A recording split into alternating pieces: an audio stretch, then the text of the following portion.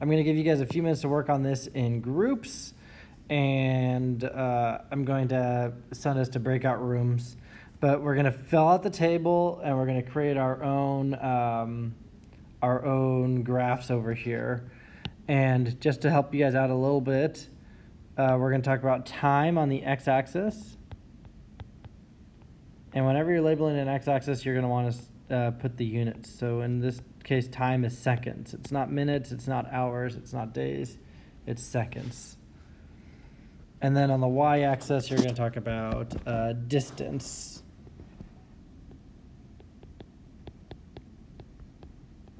And the distance is in meters. Okay. And then we'll want to go ahead and create a scale for our graph. So in seconds, we can probably just count by ones. 1, 2, 3, 4, 5, 6, 7, 8, 9, 10. So you can go ahead and label your seconds in one at a time. And for distance, we're probably going to want a slightly bigger scale. We might want to go by 5s on the distance side. So 5, 10. If I remember anything about this problem from last year, it was that it got really big really fast. I'm going to move this a little bit. I'm going to rewrite my word distance a little further away from the side. I just need to give myself space. All right, so we'll count distance by 5s.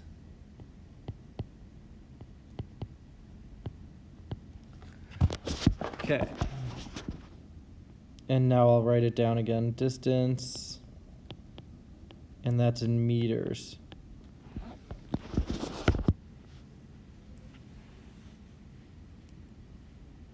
All right, so what I want you guys to do now is create a table and sketch a graph of Shelley's race. So T is our X values, that's the time.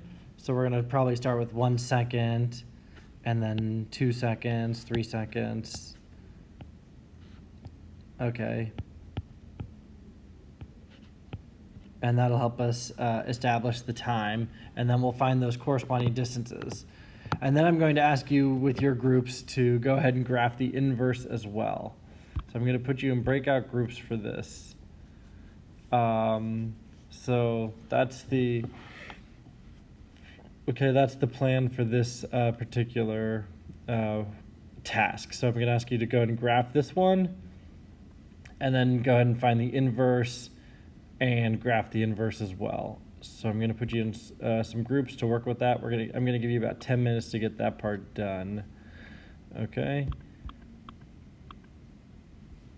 All right. So let's go ahead and do that. So 10 minutes, get in your groups. See you guys soon. All right. Room 5.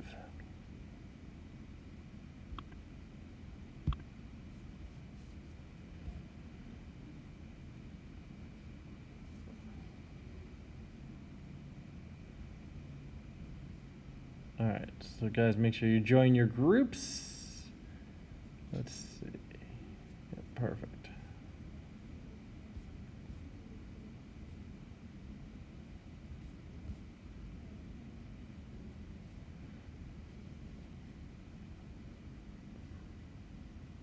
Set a timer for 10 minutes. And Presley, Ahmed, you guys need to get in your groups. If you have any questions for me, let me know. So we switched the distance and time as well. That switches on the inverse function. So just something to keep in mind there from what it was originally. The distance was on the y-axis and the time was on the x-axis. And for the inverse, those switch too. All the x and y values switch, including the x's. That's really important for when we're finding inverses. Okay, and so that's what this will look like. So if we're able to sketch the graph of the first one, the graph of the inverse hopefully isn't too difficult because we're just switching all the values. All right. Now, definition of a function notation. We talked about that the other day, but just a quick reminder. That's the expression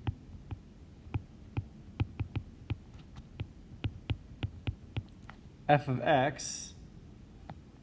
I'm going to zoom in a little bit on this for you, or try to.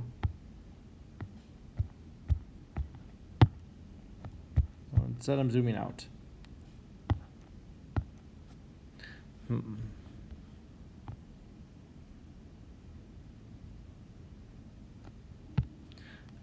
All right, so the expression f of x really means a formula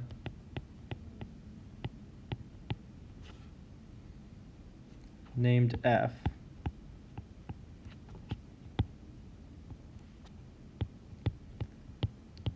has an input variable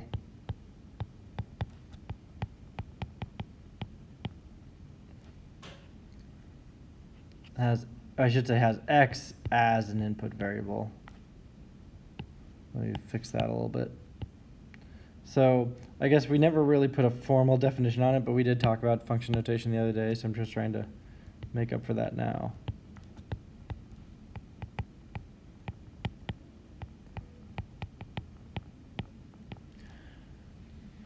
Okay, so that's the expression f of x. It means a formula named f has x as an input variable. It does not mean, just real important, multiply f and x.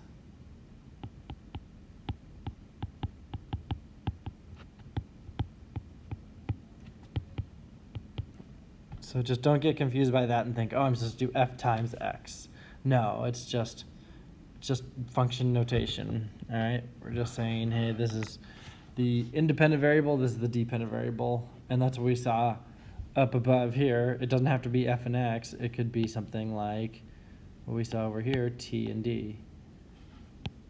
Okay, so that could be the input and output situation as well. All right. So just a quick review on function notation. We're going to be given something like f of x equals 3x minus 4. All right, we start by replacing the inputs. So we're going to put the new input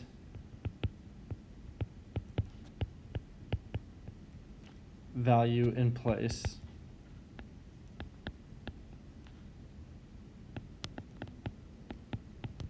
of all values of the existing input.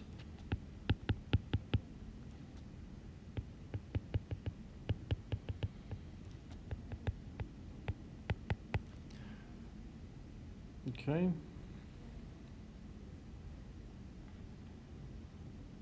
So for example A, we started with f of x equals 3x minus 4. So f of 5 would be 3 times 5 minus 4. F of a plus b would be 3 times a plus b minus 4.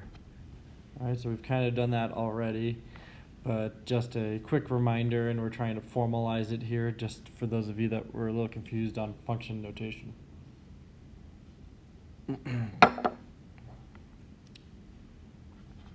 And then step 2, we're going to solve the equation with the new input.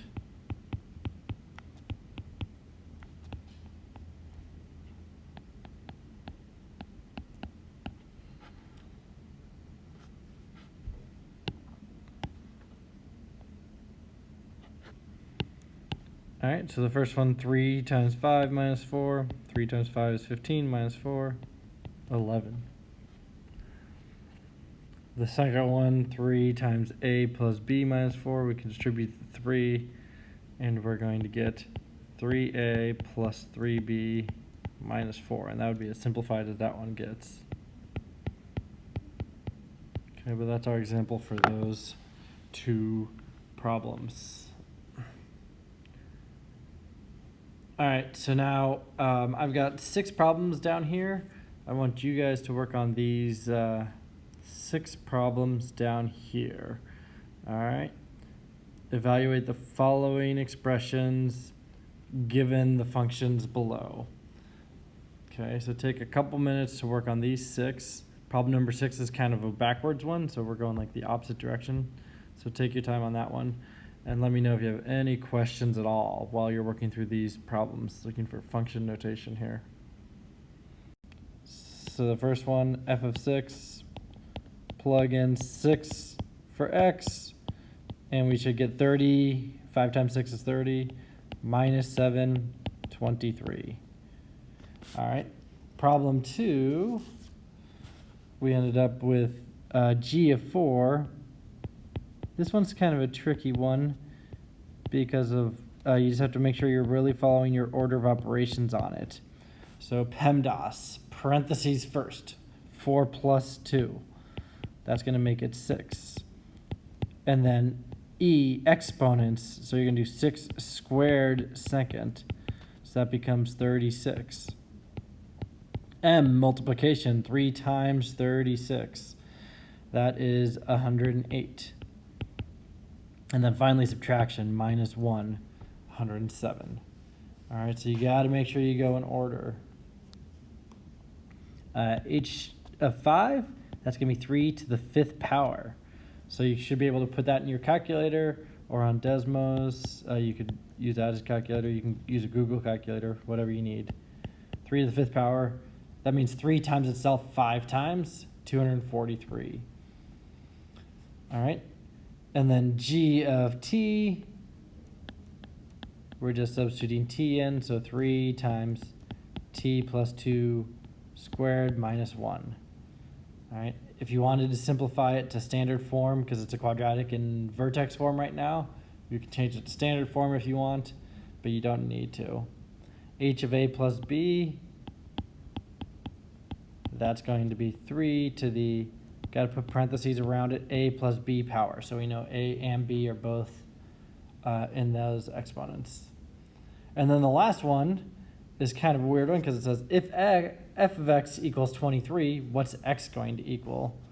So we started with f of x equals 5x minus 7, and we're going to put in 23 for f of x, and we're going to work backwards to solve for x.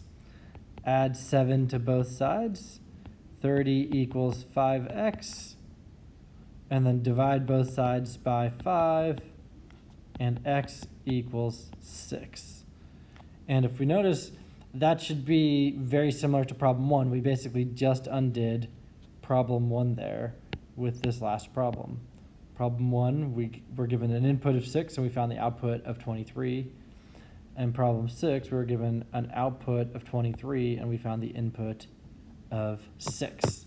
That's the idea with this particular problem. All right. Any questions on those 6 problems, just doing the inputs, outputs, function notation? No? We're all good? Awesome. Okay, so I got assignment 5 down here. This one should be pretty quick. Honestly, we got 15 minutes left. I say right now, finish it before class ends. You should be done with this by 9:40. All right, so go ahead and work on this. Spend the next 15 minutes working on it.